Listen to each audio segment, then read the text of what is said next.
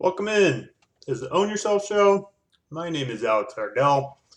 Follow me over on Twitter at Alex Ardell. Today, it's been a while since I did a show. I had some family in town, and I spent some time making up the time I took off for that. So I'm getting back in the regular swing of things. Today, I thought I'd do a messaging show on guns. And I know this light is like right in my face, like it always is. We'll just work through that. The messaging is important because you can do a few things with messaging. You can unite the people on your side to one common goal. At the same time, you can attack your enemy and control their narrative somewhat because your messaging not only dictates the message that you're trying to get across, your messaging dictates what your opponent must respond to. Um, so, messaging is super important. You can back your opponent into a corner with good messaging, and you can also bring new allies on, um,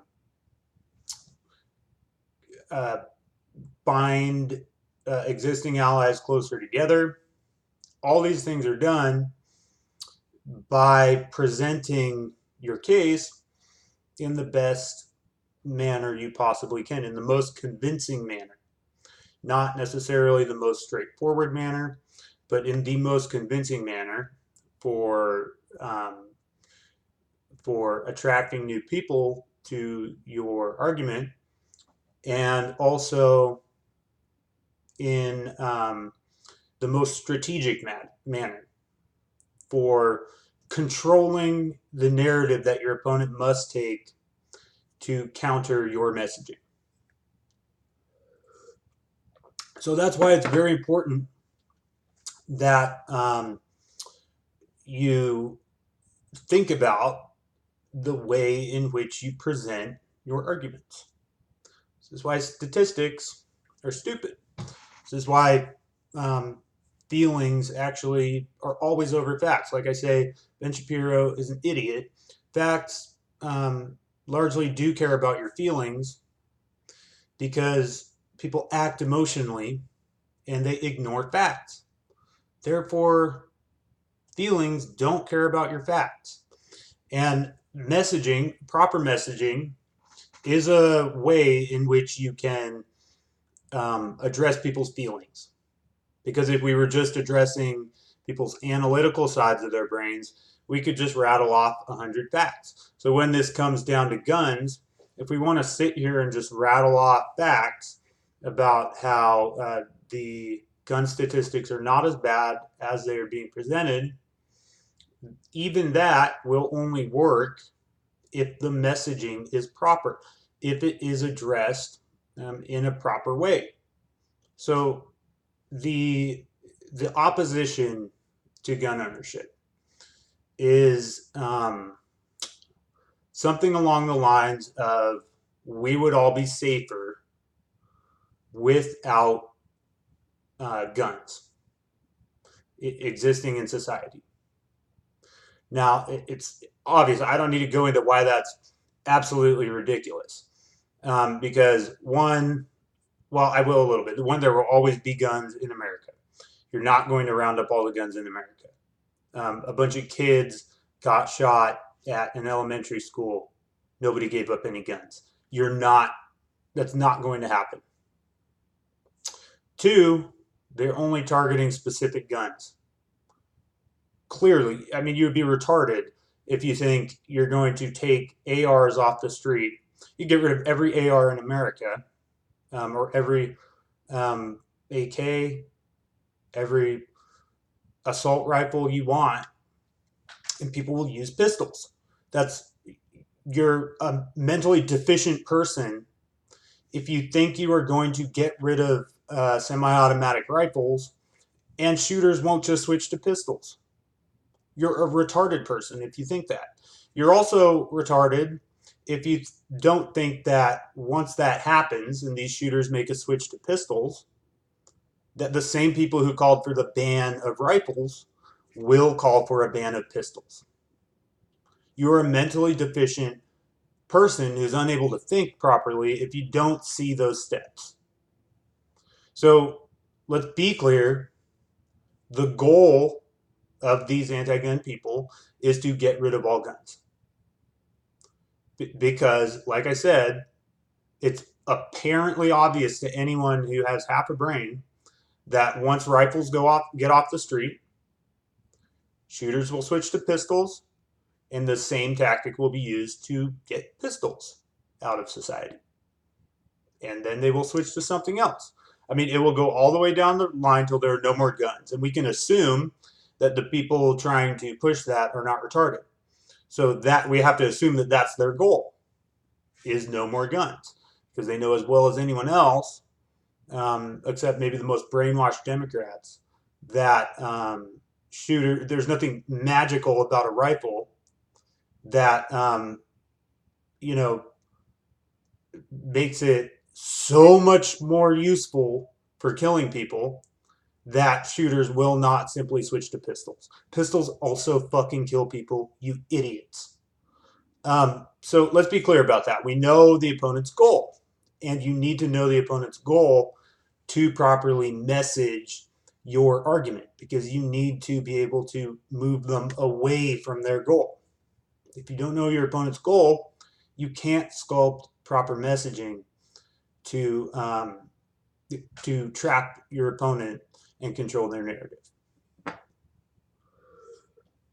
So, and we kind of know like the base or the root of the opponent's message.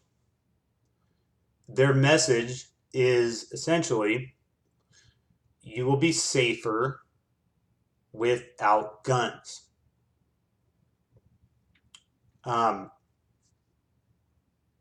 Now, we know those two things.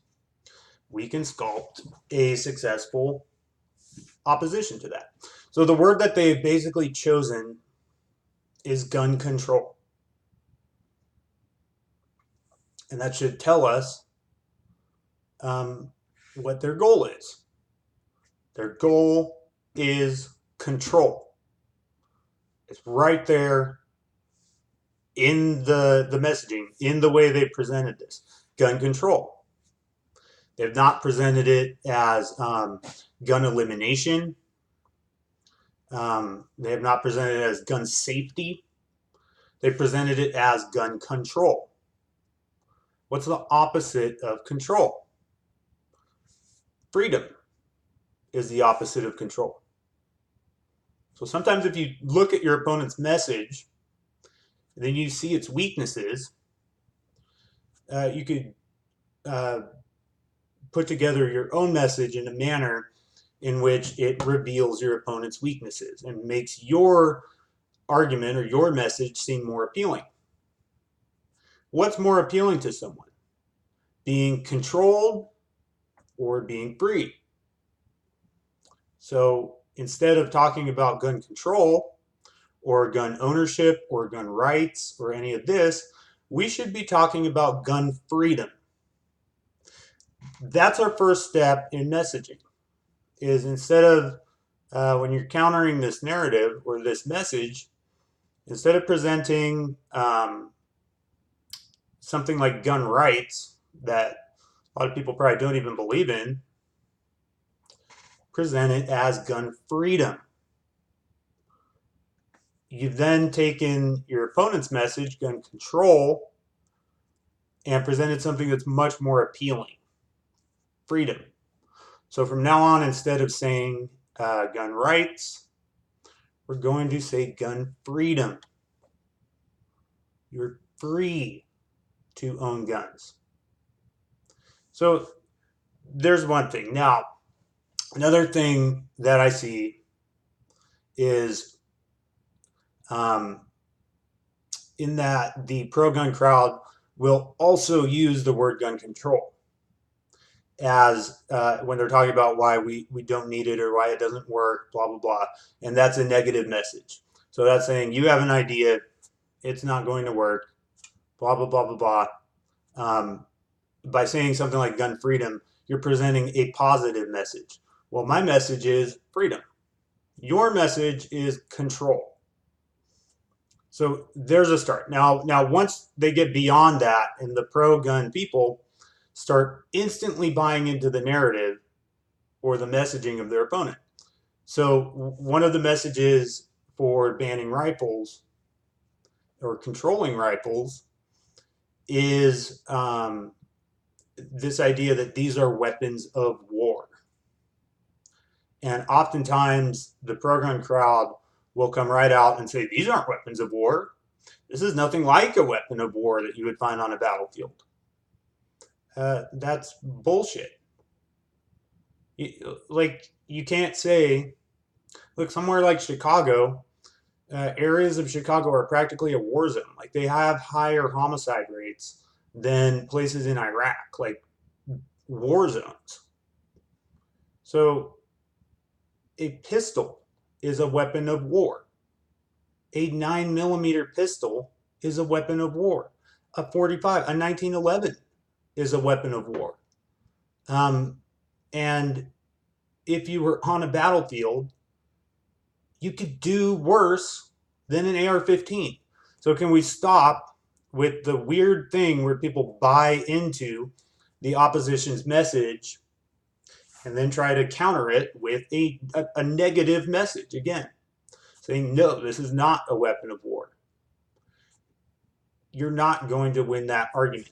You can put a picture of an M16 next to an AR-15, and they look the same. And that's all that matters. You're not going to win beyond that. And by saying silly things like, well, this is a single shot, it's a slightly different round. By saying silly things, you're not going to win your messaging. So instead of buying into that, you need to explain why, yes, in fact, you do need weapons of war. And that's why I think it's a much better argument when you hear somebody say something like,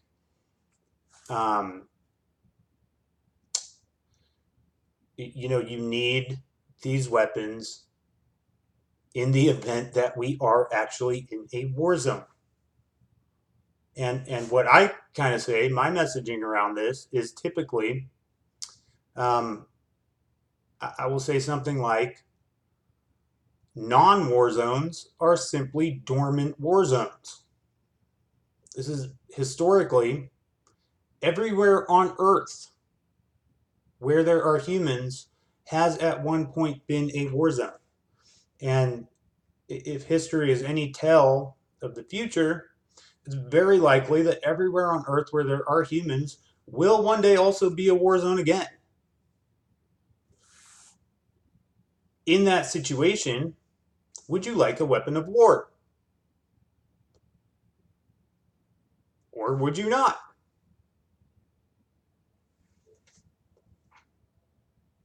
It's a much better message to tell someone than to try to convince them that a rifle that looks exactly like a standard issue military rifle is not a weapon of war. It is.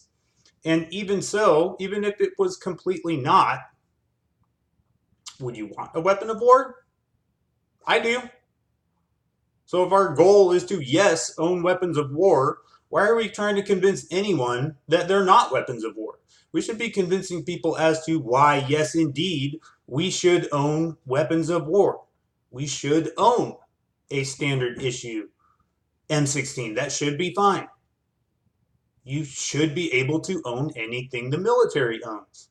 And if you can explain that, you've skipped over this entire, or your opponent's entire message, where they will say something like, you don't need weapons of war. And by saying this isn't a weapon of war, you basically said, yes, you're right. I don't need weapons of war and I don't have one. Instead of saying, yes, I do fucking need weapons of war and we should have even better ones. You see the difference there. Now, the next thing is this idea of rights. I think that conservatives are not very good defenders of this kind of stuff, even though they've been pretty good at it. Obviously, we have guns in America because conservatives care about guns and are a large portion of the population. That is good. I'm not knocking the fact that they've obviously kept around some amount of gun rights and a good amount of gun rights. But they've basically done so because they have numbers. They just have a good amount of numbers of people who will not put up with gun control or gun grabbing. They'll put up with gun control, but not to the point of we're knocking on your doors and taking your guns. Now, their idea of rights, though, the way they present this is not a very convincing argument. The argument that we are going to point to a piece of paper is a dumb argument. It's a dumb argument to say that we need to have guns because somebody wrote it on a piece of paper 250 years ago. That's a bad argument. Good argument is explaining why this is a right, and not in the way we think about rights necessarily, because you have to understand that most people do not understand the idea of rights in the same way as you or I might. So what is a word that you can tie to rights that make people basically, that gives the word rights more value? Use the word human rights. This is a globally understood concept that, or largely globally understood, that transcends all different party lines and political affiliations. So people who say, like everyone universally knows what a human rights violation is. So human rights are being violated. Now, what those things actually are not as well defined. But if we could define the ability to defend yourself and your family as a human right, that's much different than a right in the sense of the Bill of Rights, or a right in the sense of somebody wrote this down 250 years ago and now I have the right. Now, you can say, okay, well, rights come from God, rights comes from natural law. Once you've gone down that road, maybe you'll convince somebody, maybe you won't.